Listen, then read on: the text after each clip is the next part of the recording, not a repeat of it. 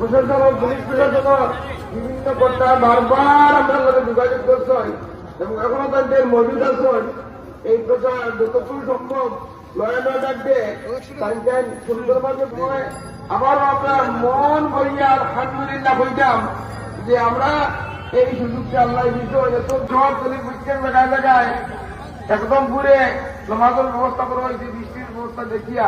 এর মধ্যেও অন্তত পক্ষে অনেক মানুষ সেখানে আইয়া জমায়েত হয়েছে জমা হয়েছে এর লাগিয়া আপনারা প্রত্যেকের কাছে আমরা প্রত্যেকের জানাইয়া মৌলানা হাফিজ মুফতি ইমরান হোসেন কাসিমি সাহেবে খুবই সংক্ষিপ্ত ভাবে উৎসাহ পড়াইবা